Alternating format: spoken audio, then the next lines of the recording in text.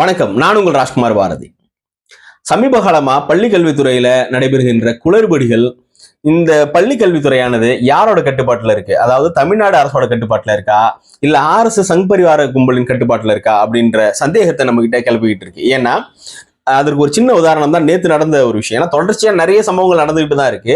அது முக்கியமா நேற்று சென்னை அசோக் நகர்ல இருக்க ஒரு மகளிர் மேல்நிலை பள்ளியில ஒரு மோட்டிவேஷனல் ப்ரோக்ராம் ஒன்று நடத்தியிருக்கிறாங்க.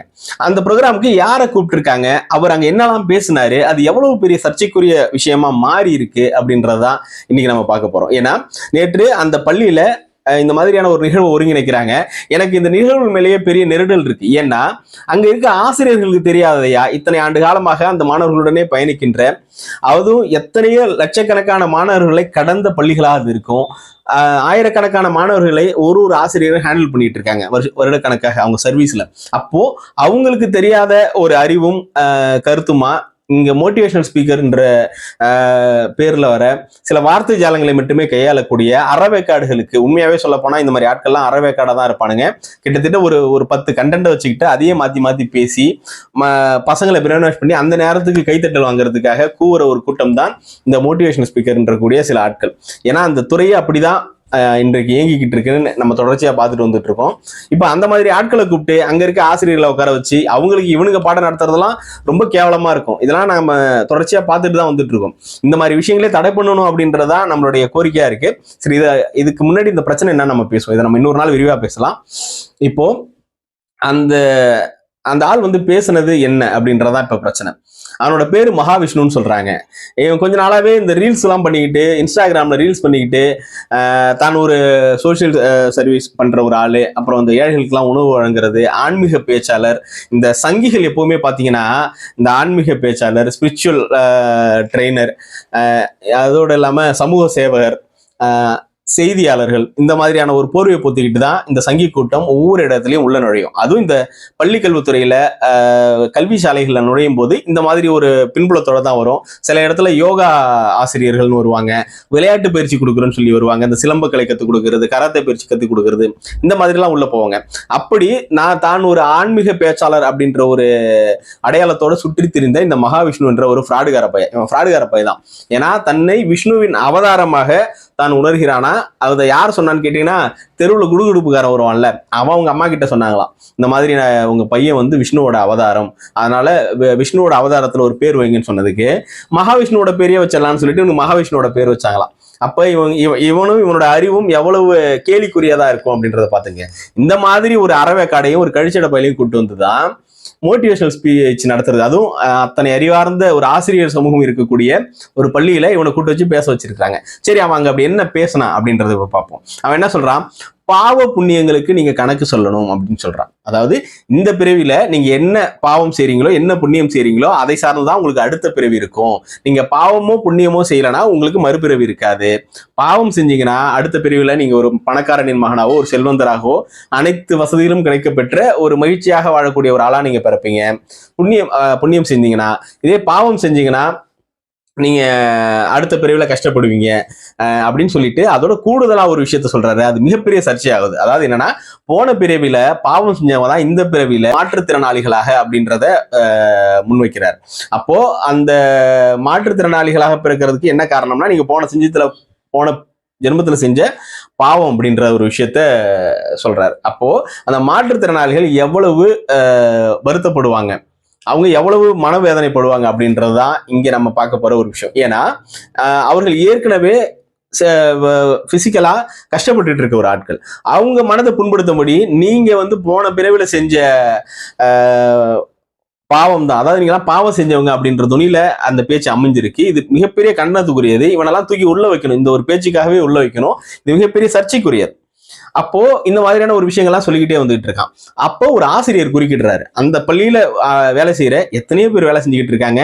இதற்கு அந்த தலைமை ஆசிரியர் அனுமதி கொடுத்தது மிகப்பெரிய தவறு. அப்படி இருக்கும் பொழுது அந்த ஒரு ஆசிரியர் குறுக்கிட்டு, இங்க நீங்க ஆன்மீக சொற்பொழிவுலாம் ஆற்றக்கூடாது, ஒரு மதம் சார்ந்த போதனைலாம் இங்க பண்ணக்கூடாது, இங்க எல்லாரும் சமம், ஆல் ஆர் ஈக்குவல் அப்படின்ற ஒரு குரலை கொடுக்கிறாரு. இவ்வளவுக்கும் அந்த ஆசிரியர் கண் பார்வையற்றவராக இருக்கிறாரா, அவரும் ஒரு மாற்றுத்திறனாளி தான் இருக்கிறாரு. அவருக்கு எந்த அளவுக்கு ஒரு அறிவு ஞானம் இருக்குன்னு பாத்துக்கோங்க. இருந்து எல்லாரும் ஈக்குவல், எல்லாரும் சமம் என்ற ஒரு முழக்கத்தை அங்க இடுறாரு. அதற்கு அவன் அந்த ஆசிரியரை மிரட்டுகிறான். இதை கேட்க நான் ஆன்மீக சொற்பொழிவு, ஆன்மீகம் பத்தி பேசக்கூடாதுன்னு சொல்றதுக்கு நீங்க யாரு அப்படின்னு சொல்லிட்டு, நீங்க சிஇஓட பெரிய ஆளா அப்படின்னு இன்னொரு கேள்வியை முன்வைக்கலாம். இங்க என்ன நமக்கு சந்தேகம் வருதுன்னா, சிஇஓட முன்னே பெரிய ஆளான்னு கேட்டா, அப்போ சிஇஓ அவனுக்கு தெரியும் அப்படின்றத சொல்ல வரான். எனக்கு சிஇஓவே சப்போர்ட் பண்ணுவாங்க, நீ யாரு அப்படின்றதுக்கான கேள்விதான். அப்ப சிஇஓ அவனோட ஆளா, இந்த கேள்வி நம்ம முன்வைக்க வேண்டியதா இருக்கு. அப்புறம் அந்த இன்னொரு விஷயம் பேசுது. அவர் கேள்வி கேட்ட உடனேயே இவன் அதுக்கு பதில் சொல்லணும். அதை விட்டுட்டு உங்க பேர் என்ன, உங்க பேர் என்னன்னு இந்த சங்கிகளோட கேள்வியை திரும்ப கேட்டுட்டு இருக்கு. ஏன்னா இந்த சங்கிகளும் சங் பரிவார கூட்டமும் அவர்களை எதிர்த்து கேள்வி கேட்பவரை உங்க பேர் என்னன்னு முதல்ல கேட்பானுங்க. அதுக்கு காரணம் என்ன, அவர் ஒருவேளை அவர் பெயரை வைத்து அவர் மாற்று மதத்தினராக இருந்தால், அதாவது கிறிஸ்துவராகவோ இஸ்லாமியராகவோ இருந்தால், அந்த மத சாயத்தை பூசி அவர்களை பிளாக் பண்ணுவதுதான். நீ எந்த மதத்துக்காரன், அதனாலதான் நீ என்னை எதிர்க்கிற அப்படின்னு சொல்லிட்டு ஒரு மத சாதகத்தை பூசுவதற்காக இந்த கேள்வியை முன்வைப்பாங்க. இது கடைஞ்செடுத்த சங்கித்தனம். இந்த செயலை தான் அவன் செஞ்சிருக்கான். அப்ப இதுல இருந்து தெரியுது ஒரு சங்கிப்பய அப்படின்றத நம்ம தெளிவா உணர முடியும். அப்போ அந்த இடத்துல பிரச்சனையாவது இந்த வீடியோ வெளியாகி நேற்று முழுக்க இது வைரலாகி சமூகத்துல ஒரு பெரிய பேசு பொருளா மாறுது. ஏன்னா சாதி சமயங்கள் அற்ற எதற்கும் ஒத்துப்போகாத ஒரு இடம் எது அப்படின்னா கல்விக்கூடம் தான். அது ஒரு சமநிலையை கடைபிடிக்கக்கூடிய, ஒரு சமத்துவத்தை போதிக்கக்கூடிய ஒரு இடம். அந்த இடத்துல நீ ஒரு மதம், ஒரு குறிப்பிட்ட மதம் சார்ந்து அந்த மதத்தின் போதனைகளை நான் பேசுவேன், அந்த மத நம்பிக்கையை நான் விதைப்பேன் அப்படின்னா இது எவ்வளவு ஒரு நெருடலான விஷயம், எவ்வளவு குற்றமான விஷயம். இது சமூக சீர்கேடு. இதை அவன் பண்ணிக்கிட்டு இருக்கான். இது இதற்கு அப்புறம் வந்த சில போட்டோக்கள்லாம் பெரிய பேசு பொருளாச்சு. அது என்னன்னு பாத்தீங்கன்னா, அந்த இன்விடேஷன்ல என்ன ஆயிருக்கு அப்படின்னா, பள்ளி கல்வித்துறை அமைச்சரோட பேரும் இவரோட பேரும் இருக்கு. இந்த சொற்பொழிவு ஆற்ற இந்த விஷ்ணுவோட பொறிக்கப்பய பேரும் இருக்கு. அதோட இல்லாம இதற்கு முன்னதாக அந்த அந்த பள்ளியின் தலைமை ஆசிரியர் தான் இவனை கூட்டு வச்சு அவங்க அறையில பேசிட்டு இருக்க வீடியோவும் இன்னைக்கு வெளியாகிட்டு இருக்கு.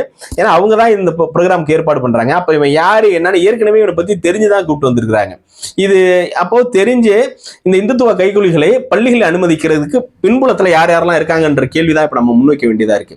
இங்க சங்கர் என்ற ஒரு அந்த ஆசிரியர் இருக்காருல்ல, மாற்றுத்திறனாளி ஆசிரியர் இருக்காரு இல்லைங்களா, அவர் கொடுத்த சமூக நீதிக்கான குரல், ஒரு சமத்துவத்திற்கான குரல் மட்டும் தான் நம்மள்ட்ட கேட்குது, அவரை நம்ம பாராட்டுறோம். ஆனால் இதற்கு பின்னாடி இவனை இயக்கியது, இவனுக்கு துணை போன அந்த தலைமை ஆசிரியராக இருக்கட்டும், அந்த சிஇஓ டிஇஓ இல்லை பள்ளி கல்வித்துறையில் இருக்க அதிகாரிகளாக இருக்கட்டும், இந்த அமைச்சரே இதுக்கு உடந்தையா இருந்தாரா அப்படின்ற கேள்வியும் நமக்கு முன்வைக்கிறோம்.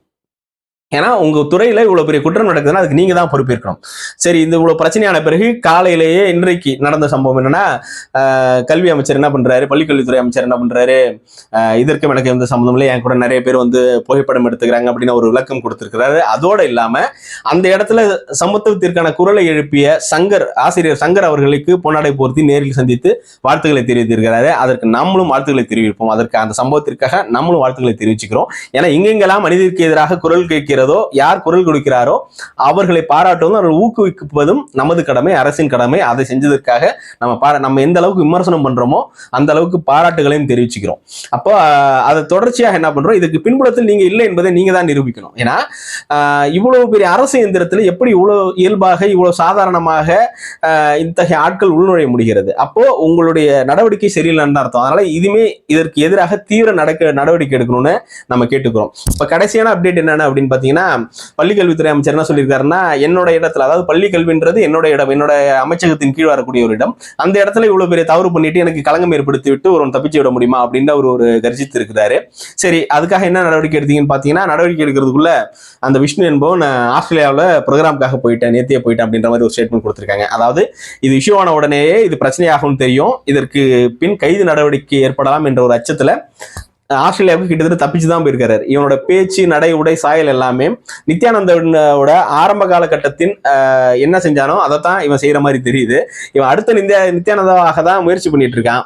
ஆனா அதற்குள்ளேயே நித்யானந்தா எப்படி இங்க அடி தாங்க முடியாம எங்க இருக்குன்னு தெரியாம ஒரு நாட்டுக்கு ஓடி போனாவளையோ, அதே மாதிரி இப்பவே இந்த மகாவிஷ்ணு என்ற நபர் நாடு விட்டு நாடு தப்பி சென்று இருக்கிறார் அப்படின்றதுதான் நம்மளால இங்க புரிஞ்சு கொள்ள முடியுது. இப்ப நம்ம இதன் மூலமா என்ன சொல்ல வரோம்னா, இனி ஒரு முறை இந்த மாதிரியான சங்கித்தனமான ஆட்கள் பள்ளி கல்வித்துறையில, அதாவது இந்த சமூகத்தின் ஆலமரமாக இயங்கி கொண்டிருக்கிற பள்ளி கல்வித்துறையில, பள்ளிகளிலும் கல்லூரிகளிலும் நுழையக்கூட விடாது அப்படின்றத நாம இங்க முன்வைக்கிறோம். இதுல இந்த தலைமை ஆசிரியர் மீது நடவடிக்கை எடுத்திருக்கிறதா சொல்றாங்க. அதாவது பணியிட மாறுதல். இந்த இடமாறுதல் ஒரு பெரிய தண்டனை எல்லாம் கிடையாது. இவர்கள் எல்லாம் பதவிகளே பறிக்கப்பட வேண்டும். உண்மையா தான் தெரிஞ்சே செய்யறவர்களுக்கு என்ன மன்னிப்பு, தெரியாம செய்யறது வேற. இவர்கள் எல்லாம் தெரிஞ்சு சங் பரிவார கூட்டத்தை அனுமதிக்கிறாங்க, பிஞ்சு மனதுல நெஞ்சை வாக்குறாங்க அப்படின்னா இவங்கெல்லாம் மன்னிக்க கூடியவர்களே இல்லை. ஆசிரியர் சமூகம் முன்னோடியாக இருக்கக்கூடிய சமூகம். அவர்களே செய்தா இவங்கெல்லாம் வேலையை பிடிங்கிட்டு துரத்தி தான் விடணும். ஆனா பணியிட மாறுதல் தான் கொடுத்திருக்காங்க. அதற்கே அங்க அவங்க கூட இருக்கிற ஆசிரியர்கள் எதிர்ப்பு தெரிவிச்சிருக்காங்க. இதெல்லாம் எவ்வளவு கேவலமா இருக்கு.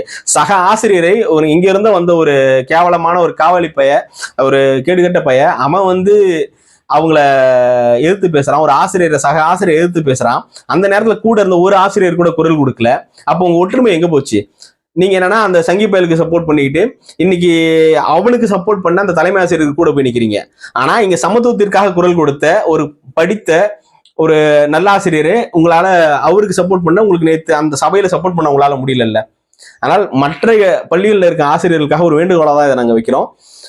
தயவு செய்து இந்த மாதிரியான சம்பவம் நடந்தா அந்த இடத்துல கேள்வி கேளுங்க, அந்த இடத்துல எதிர்த்து பேசுங்க. அது யாரா இருந்தாலும் அந்த இடத்துல கேளுங்க. நேத்து அந்த சங்கர் அப்படின்ற ஆசிரியர் கேள்வி கேட்டதால இன்னைக்கு எல்லாரும் அவரை தூக்கி வச்சு கொண்டாடுறோம். அதே மாதிரி மக்கள் உங்களை கொண்டாடுவாங்க, பாராட்டுவாங்க. அதுக்கு நீங்க சமத்துவத்தையும் சமூக நீதியையும் நல்ல விஷயத்தையும் பேசணும். அப்படி பேசினா எல்லாரும் கொண்டாட தயாரா தான் இருக்கிறோம். மீண்டும் மற்றொரு நிகழ்வு சந்திப்போம். நன்றி, வணக்கம்.